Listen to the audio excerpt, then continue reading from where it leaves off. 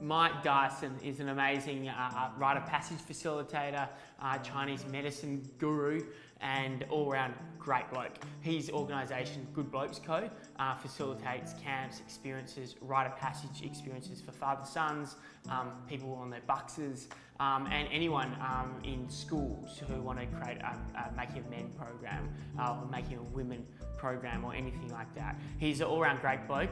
We've facilitated a couple rite of passage camps together, and he's just an amazing guy. You can see his energy, it just so naturally energises you. He speaks quite loud. We're going to have to probably adjust the tone on the microphones, but listen in if you're interested around this transition into manhood, if you're a father, if you're a young man stepping into fatherhood. How do you manage family, friends, relationships, and then being a new father? How do you manage that? So he has a few conversations like that, and believe it or not, he's 44, he looks about 33, but it's a cool way around how you can keep that balancing act. So tune in, listen up to Mike, amazing guy. Mike Dyson. We're on. Good to see you, mate. Yarn. Yeah, here we are. We've been yarning for a while. We have. And now we're kind of in the confines. We haven't really had too many yarns inside. Yeah. We've done a lot of yarning, out in the bush, under a tree, around the fire. It's pretty special. Good place for Not yarn. too many people get to yarn like at that volume like we do. Yeah. Not pitch, but the volume of in the bush. The depth. The deep yarns. It's a privilege. It is. And so we first met, we met online, and we met before Yakura when we did the Making of Men program. Yeah. So where you're a very senior, experienced rite of passage facilitator, and you just come from Christchurch Grammar School. You kind of leave your help as a mentor and facilitator of their experience on Queensley Drive. Yep. Do you mind sharing a bit with everyone around? It's a big question, but what is rite of passage, and how how that's kind of taking up a bit more of your life now? Yeah, so there's rites of passage programs happening all over Australia. So, like you mentioned, the program that I support the team at Christchurch to run their Year 9 on Queensley Drive program. It's part of their Year 9 Making of Men program. It's a 3-week thing where the boys move into the boarding house, 24 boys at a time, each sort of house group. And they have a whole bunch of, self-exploration style sort of workshops around the difference between a boy and a man. What is a good man? What does a healthy man look like? What's my identity? What are my relationships looking like? What's my purpose? Spreads over the 3 weeks. There's a father-son weekend. There's a mother-son sort of connection day involved, and I get involved with the father-son component and a couple of the workshops, and I support Jared and the staff there who are running an amazing program. But there's other kind of rites of passage programs that are happening all over. So programs around the Rites of Passage Institute, where we'll get 24 boys and 24 dads coming from all over Australia and international as well, for a week-long camp in the bush, talking some serious men's business and trying to create and really celebrate that transition that the boys are going through around that age of 15, 16, 17. And then I run some by myself with Good Blokes Co, with smaller groups, father and son kind of groups, wanting to really connect with their boys and guide their boys to the healthiest, happiest, most kind of thriving versions of themselves. So I think it's a real good summary of what it is. And I think the beauty of it, like you mentioned, the whole kind of wrap around me, I'm connected with Christchurch. That's my community that grew me. Yeah. And that's how I became aware of the Rite of Passage program. Yep. I kind of was like, I hadn't really engaged with the school too much, and I heard about this Making of Men program. I got asked to come in and talk as a past boy, as a graduate old boy. And I just, wow, this is impressive, actually having these conversations, because I've heard, like, in the work I've done in some of the Indigenous communities, you've got this law program, law that's been going for millennia, from the transition from boyhood or girl into woman, boy into man, this transition. But as a non-Aboriginal, what is that? What is that? Like, how do I know I'm a man? And, mentors in the past have told me, this idea of what law is has evolved in young boys. Well, I guess Anna teaches it in his leadership trainings, is like they find ways to try to justify that transition.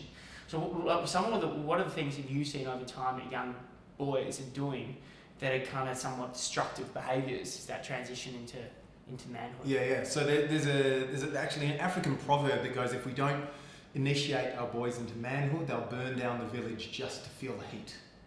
And the last part of that is a really interesting kicker. It's like just to feel the heat. And most people know what that feels like, that burning sort of fire of adolescence that causes us to, who am I? Who am I becoming? What's my sense of power and responsibility in the world? And, if we're not creating our spaces for our young guys to feel really challenged as they step up, then they'll create different ways of doing it themselves, whether that's with alcohol or whether that's doing stupid stuff in cars or just going to the pub and trying to get into fights and all the sort of unhealthy behaviour that you see on school leavers. There's, your listeners can probably think of totally all of their own examples of what that looks like. And the idea is that a rite of passage is a need to celebrate transitions in our life. That's why we have elaborate weddings. That's why we mark a funeral. They're all rite of passage processes. But we just, in our modern culture, we don't have really thought out conscious processes for young people becoming adults. So, if we don't provide a really thoughtful way of having those conversations and getting them to think about and talk about and share with their community, who am I becoming and what's my identity now, they will try and find their own ways of exploring stuff and challenging themselves. Yeah, and that sometimes that can be, grow that individual.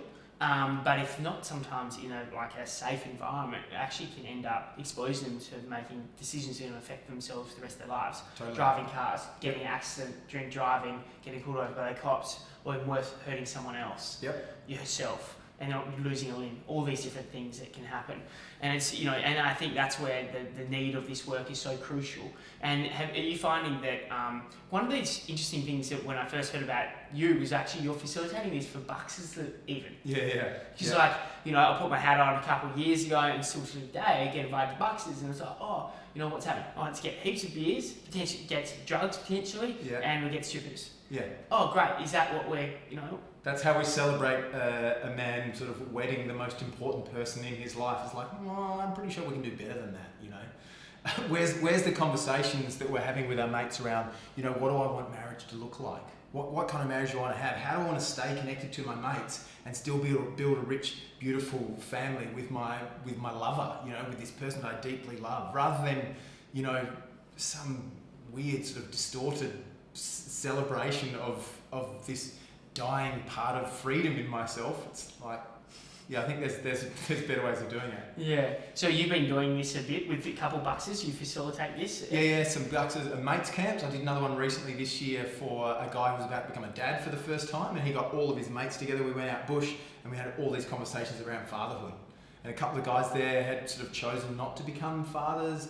A couple of guys there were fathers of small kids, and there were 3 guys on the camp who were just about to become dads.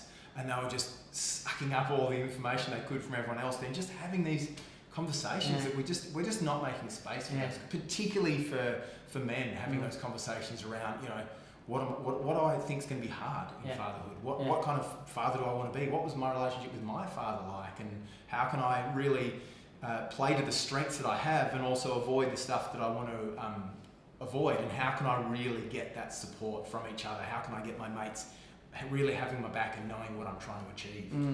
And I guess hearing that, I've kind of incorporated into some of my experiences more currently around my Bucks. Is like one of my mates who's getting married in the next 6 months. Instead of the Bucks, we're doing a bit of an adventure. Yeah. And then also the second thing, he hasn't had a father figure his whole life. Yeah. So he's got brought up with a single mother, and he hasn't had that father figure. So what we're doing is it's just a basic way, but actually we're going to have a week before the wedding, a circle of men of like people of his mates who's had father figures. Yep. Have a dinner, sit around the table, and have a real feast. But then actually go around and the dads can talk about what it's like becoming a married man. Yeah, beautiful. So good. So sick. Particularly for that guy who hasn't had that experience, I think a lot of guys just aren't having conversations with older men. Yeah. Like how many of us really get a chance to sit down and go, what's retirement like? What's being a grandfather like? It's like, I'm not having those conversations on a regular basis, and I sit down with men all the time. Yeah. It's cool, and there's so much wisdom out there. And one of the first conversation we had this morning with Neil Fong, he talks about this whole, into aged care facilities. There's what do they call it? A research inquiry into aged care facilities. And he's saying one of the highest rates of suicide, the highest rates of suicide in our society is in aged care facilities. Because there was that lack of purpose and that connection. And you start talking about that. I'd love to hear what it's like turning into a grandparent. And all of a sudden there's that purpose around, actually, old mate, grandpa has so much wisdom to share into you around that transition into, we talk in Rite of Passage language, but that eldership phase. So that important. phase into being a father, elder, and then transition into the facilitator, a mentor, into eldership, where I'm stepping out of the doingness and into the eldership. And that was quite and then all of a sudden the whole social fabric shifts, and actually in our Western culture we don't really have that same idea. All of a sudden you get to you get a bit of dementia or whatever, and you're done. We'll get you into the facility. And it's a real shame. And in Switzerland it's completely different. Like I remember I went there one time and this old guy, I didn't really understand what he truly said in that moment, but I thought about it for a number of years, and he goes, this is what most of the Western world misses, but there's so much wisdom. Yeah, and I think guys are crying out for it. We had a guy ran a retreat a few weeks ago. The youngest guy there was 21, the oldest guy there was 76. And he was the only sort of older guy there, and everyone, most guys in their 30s and 40s loved having him there. 76-year-old guy. It was a joy to hang out with him and to hear his stories and to hear his experience, and he got so much out of it. But it's I think rare for us to be in those spaces where we actually get to have those deep yarns with older guys and connect across generations, because I think they can see stuff that we can't see with our sort of lack of experience. So I think it's a really precious relationship that's been really lost in the way we live our lives these days. So, Well, the awesome thing is that you're in this kind of you're also a practitioner in Chinese medicine. So how long have you been doing that for? 14 years. 14 years. And then you've got this like amazing skill as a facilitator. And now it's like a bit of a, that supported you to bring up a family, the Chinese medicine.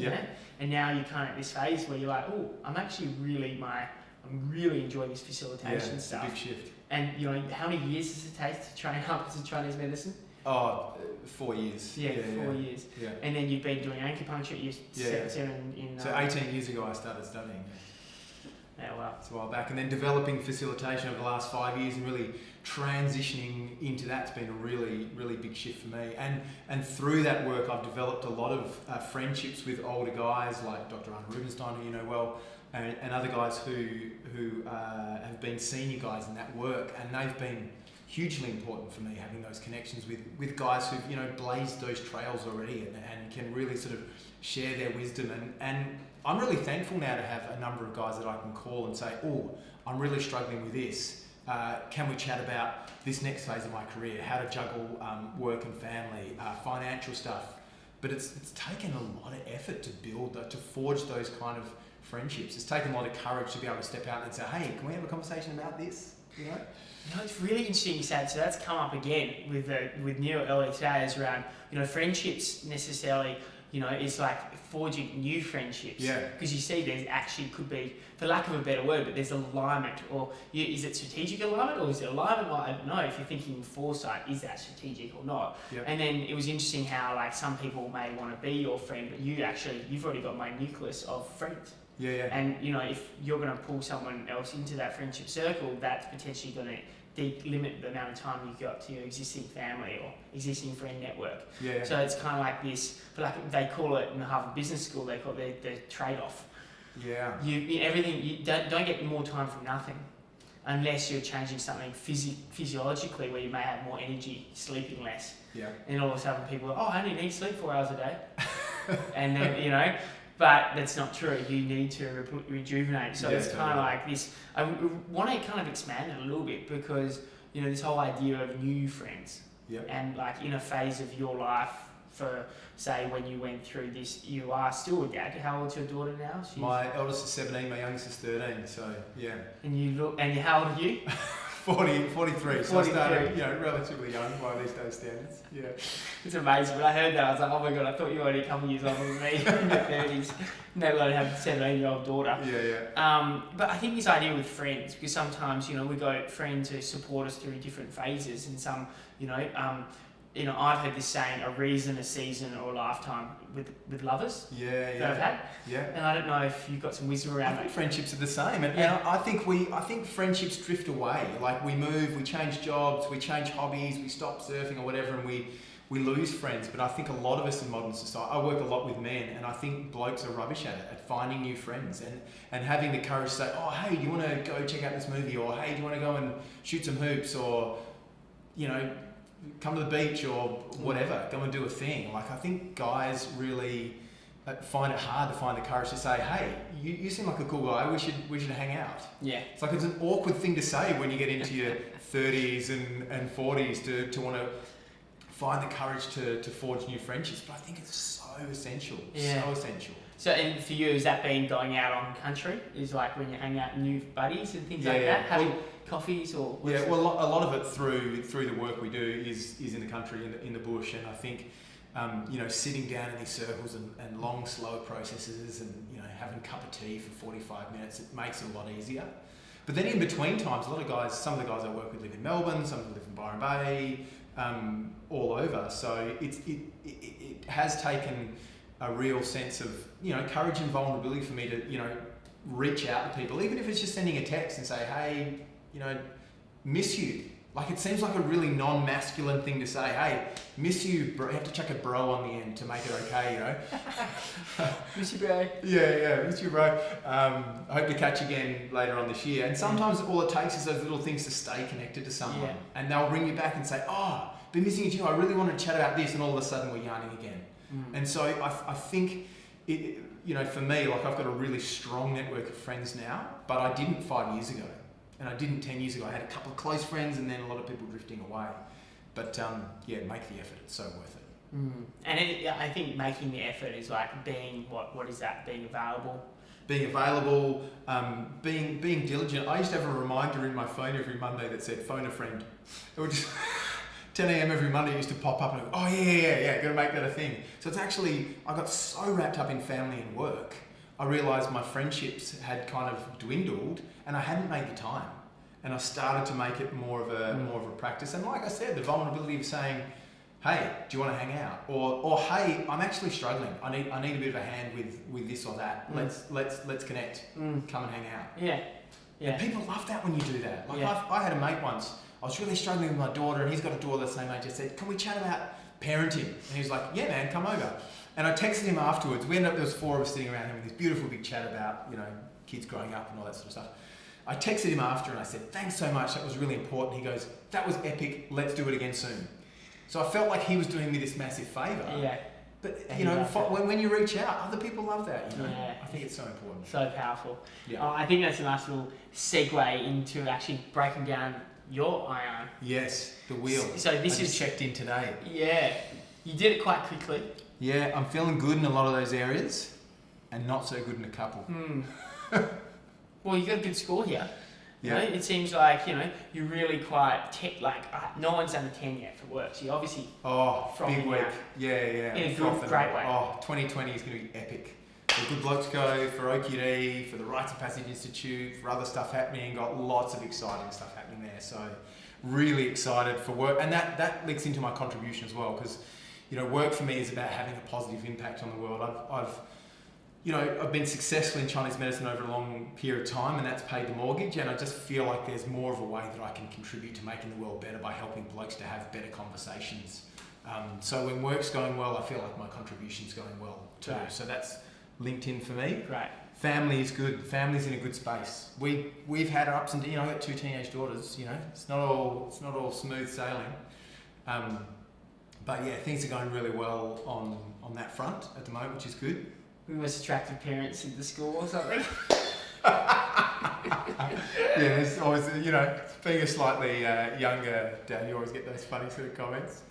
Family's good, kids are good. Lil's going into year 12 next year. Elka's kicking goals at school, getting along beautifully with my wife at the moment. So you just had a beautiful weekend down south with just the 2 of us, which is a rare chance to sort of reconnect. And so you lock that in, calendar, this is something we've got to do. It's hard. We try and do it once a year now. We had years where we didn't, but I think it's really valuable for us as a couple with kids growing up to really connect one-on-one with just the 2 of us. It's just a really precious time, so that was really nice. Family's good, friends good, feel really good in friendship, and the growth links into the work thing as well, because like lots of new, exciting sort of stuff happening. So do you feel a lot of, so you've got these 5 here. Yeah. Do you reckon a lot of them tend to stream off that? Or would you say it's quite holistic, all of them together, or? Yeah, well, certainly work, contribution and growth is where they're all linked, and then family and friends are different, but also going well too. That's my kind of support system. I've got to dip into the well with family and friends, and I can go out into the world and achieve good things through work. The other side though, that I haven't been sleeping well. It's actually since that last camp in October, I got myself out of rhythm, and the dog's been waking me up at 5:30 every morning, and I haven't been making sleep a priority, and I can't get back to sleep after I wake up. And I know there's things that I can do that can get me back on track, but because work is so busy and exciting and so much growth and stuff. So then your brain's ticking over early mornings. I haven't made it a priority, and I've got a really busy mind, so I haven't been sleeping well. So my health hasn't been as good. My body, like, a bit headachy, a few other things, that body niggling. I don't have the energy to go to the gym as much as I should. So then I stay home, I'm staring at my computer and doing extra work. So yeah, I've got to get on top of that. So what is it with the sleep? Is it the thing that you're actually the adjustment? But 5:30, it's not like super early. Could you afford to just get up at 5:30? Yeah, I could. But then that's what we were doing in Yarra. But that was 3 hours. It was actually 2:30. I'm someone who needs a good proper chunk of sleep. I can get up at 5:30 if I'm in bed by 10. Yeah, that's 9:30. What time are you staying? Why are you staying up later than 10? Oh, ideas. I've just got ideas, and I'm really excited for 2020. And I've got heaps of stuff I'm feeding into. Like, I'll just write a bit more on that. I'll just send that email. It's like, got to write that idea down. So yeah, just got a bit on the plate. I like a good amount of sleep, but I'm not getting enough of it. So how long's that been like that for you? Probably October. Probably, what is it? November, December. Yeah, probably 3 months of not getting enough sleep, and I've got go off the cliff. Good proper 2 weeks off at Christmas. Right. 17 days in a row, which is a good break for me. But you're an entrepreneur. You're doing your own business. The challenge is to not turn my computer on. Do you reckon you won't? I'll struggle for the full 2 weeks. There'll be a bit here and a bit there. But there'll be chunks. There'll be chunks from down south for the family. I have a one-on-one camping trip with my youngest daughter. Oh. It's our fourth annual, daddy-daughter camping trip, just the two of us. We go to her favourite spot, which is the Gracetown Caravan Park. They've got little mini golf. Which one? Gracetown Caravan Park. Oh, wicked! Mini golf, little outdoor picture theatre there. We go to the Yarn X Maze. We have a fancy winery lunch. Good, solid connection time. That'll be good. Won't take my phone with me there. 2 days, 1 day. Probably 3 days down there. And then another trip with the family, another 3 days with the family, and then the danger is that bit in between Christmas and New Year, whether I'll manage to keep my phone off and keep the. But on the trade-off, sometimes it is going to be a bit of downtime where you could. Yeah. But then this is the beauty of I found with the Rite of Passage. Like it is actually you could go off and take yourself to do this because you could justify it. Totally could justify it. If someone's reached out, let's catch up when we're down south or something like that. Yeah. But it actually on the Rite of Passage, dialogue, it takes you out of that cocoon. Yeah. And as much as you like to think, it's not going to affect me, it does. It takes you out of that cocoon. At that Rite of Passage, this, the transition from 2019 to 2020, that you're with your family, you've made this commitment. Build a cocoon. Build a bit of, put some eggshells around it and have some good sort of family time. That's the goal. So to try not to get too much work to bleed into it. But I do have a lot of ideas for 2020. And there's like the correlation there with health. Yeah. So that's the sleep. When I'm not sleeping so well, I feel it in my body. My body doesn't feel rested. I don't have energy for the gym, that sort of stuff. So waking up a bit sluggish. Yeah, waking up a bit sluggish and not feeling 100% in my body, and tiredness. Meditation. I haven't been meditating as often as I should. I still meditate every day. Everyone says that. Yeah. You should do more. Yeah. You still meditate every day? I meditate every day, but what's the practice? I don't set a time limit to it. So I breathe. My practice is it's a little bit crude. I call it being okay with shit. I love it. That's the best kind of. Yeah. So it's seeing whatever pops up. I breathe. I relax. And whatever pops up, I'm like, I'm okay with that. I'm a bit hungry. That's okay. My feet are a bit cold. That's okay. I'm a bit anxious. That's okay. I need to call my brother. That's okay. I just practice being okay with shit. Right. And so When I'm really getting into my meditation practice, I do that every night for 10, 15, 20 minutes. Great. Whereas at the moment, I'm doing it every night for 1, 2, 3 minutes. I still doing so it. When you stop it before you go to the toilet. Yeah. I'm taking a break. But that's okay, cool. no. That's a shit. It's okay to be shit. Yeah. Is this what you do just before you go to bed? Just before bed, yeah, Right. which is interesting. And a lot of people like to. I used to previously set like a 20-minute limit. I've got to meditate for 20 minutes. I'm not properly meditating, and then I'd do it for 5 days in a row, and then I'd fall off the wagon.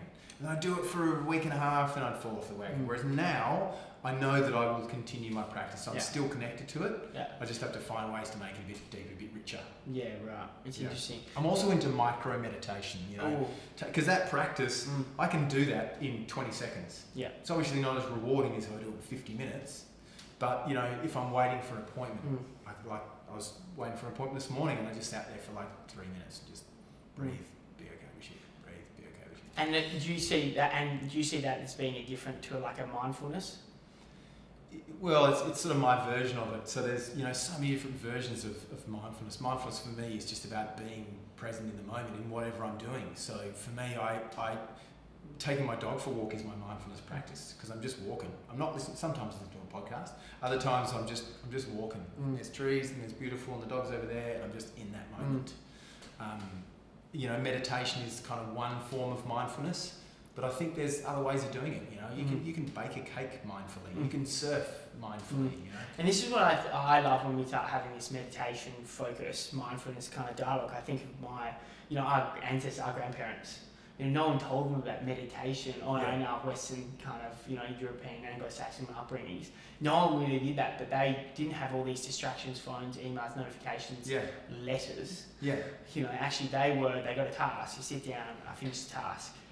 I do the next task, and I do the next one, and I just think it's almost like a Stoic philosophy, just this focus to get it done, and I like channeling into imagine like they live great lives, you know, these are the early 20s, like you know, there's a lot of bad things happening in the world, but you know, on a focus level, on an individual level, I like to think that actually they're quite focused and mindful. They're not having all these buzzwords around mindfulness or meditation or micro meditation. They're actually just being present and being focused on that moment. And I really like that. Like I find that when, you know, we communicate, I'm the only person in the room. And I think that's an ability that you have as a facilitator because you're aware how you show up influences that experience for everyone. And I think that's a real deep facilitation skill, is knowing that the energy you bring through does influence the room significantly. And if you are, say, with your daughters over this Christmas period and you do have checked your emails, that's pulling you out of that cocoon. Totally. And you may miss those sacred moments, which could make all the difference. So, and it's really finding ways to be back in that moment. And I think everyone's got practices that help them to be mindful. They might not call them mindfulness. Like maybe you love going to the gym. Maybe you love, you know, writing. Maybe you love strumming guitar. You know, there's a lot of different practices that people have that get you really into that zone. Do you want to call it a mindfulness practice? You can if you want. But if it's something that helps you get out of your head and out of that busyness and really connect it to the present moment, surely that's a mindfulness practice. So I guess a lot of the work that you're kind of shifting into, like Eastern medicine, Chinese medicine, and now really this ancient rite of passage work, it's all quite, you're working with people. And it's like the service industry, and sometimes the change that you're creating for people is best shared through long-term change, but then also these short-term outcomes. But really, you're changing a lot of the traditions of a lot of people's life. You're bringing up a lot of shit, and they either up to them whether they want to get rid of it and move forward and break through to that next phase of their lives.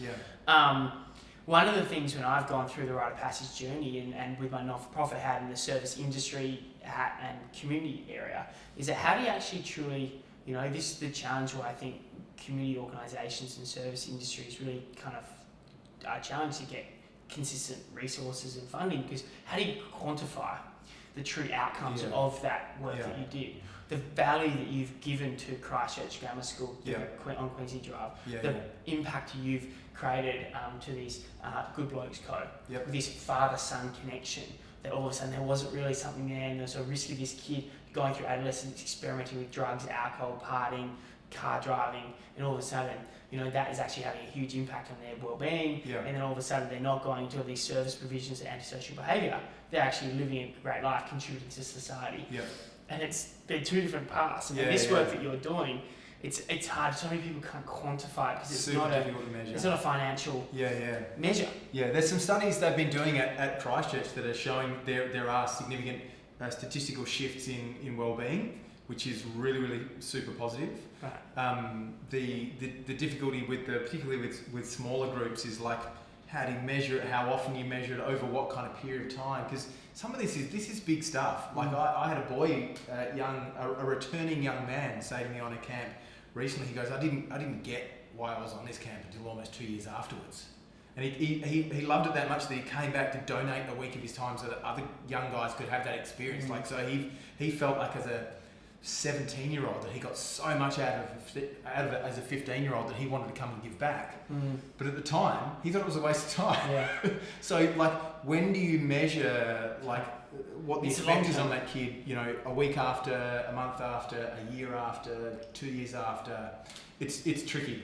And so that's definitely a challenge we face, is being able to measure the shift. But they're luckily at a school like Christchurch, they do some regular wellbeing studies where they've been able to say, actually, we've reversed that trend. Often in that age group, wellbeing drops off around 14, 15, 16, 17. It takes a while to sort of come back up. Can be a tough time for teenagers, and they're seeing statistically, I saw the graph a couple of weeks ago, less of a dip, which is a really big deal. So yeah. And I guess with my main this is where kind of iyarns come into play on a small level way, as an accessible way. If you don't have the resources like a huge school like a Christchurch Grammar School, you have resources to do this stuff. How do you on your micro level get that? Maybe identify some trends. Pre-intervention workshop, post-workshop, and then getting some of that data that you can actually over time see that actually on average people's well-being score is increasing post that intervention, and making it easy. Because what I found in community groups, it was a lot of organisations that do all the best work, they're not great at the funding applications, and because they're focusing on the work, not getting more money. And then so all of a sudden the groups who end up just being money fundraisers, they're professional fundraising organisations rather than actually service delivery organisations. And then all of a sudden the funds get sucked out, and these genuine community organisations don't have any resources working on the small, and then people get burnt out. And then they can't do the work in the social fabric, they don't have the infrastructure to support, and then after 10 years of grinding, it just goes down. And then it's just a gap, and then that's how the system kind of goes. So I guess finding better ways to collate this data is helpful. And I guess in your mind, you've got stories, which is really your data. The changes you've brought young boys, this story of the 17-year-old, that qualitative testimonials and qualitative stuff. But it's I don't have numbers. So that's where iyarn could be incredibly useful. To be able to measure things before and over a long period. Like, it's not hard to do an iyarn check-in 6 months after the fact, 12 months after the fact, down the line. Doing something like that. Really measurable. So what we like doing here, like you're pretty black and white. It's obvious there, as you prove on. But here you've got this score. What would you reckon you could focus on? Any one of or a couple of these that you could maybe increase by a decimal or something that it's not going to sacrifice another one to. Well, I don't think improving my sleep gets in the way of anything else, for sure. And not necessarily about sort of increasing family and friend well-being, but more just sort of being proactive and making sure it stays in that high zone. I think balancing work, knowing that work is a 10, it's like, well, it doesn't need to be a 10. Maybe I can back it off a little bit, and that allows me a little bit more time to sleep and look after my health and hang out with the family and connect with friends and that sort of stuff. So it's probably less about growing things and more about finding a little bit of a balance. Taking 10% off the work and feeding it into sleeping better. Do you reckon that's realistic? Yeah, totally. What would you do to make that happen?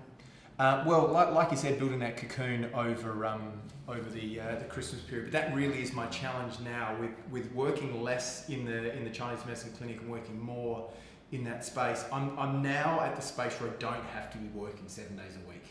Like I probably never did have to be working 7 days a week, but I kind of always have.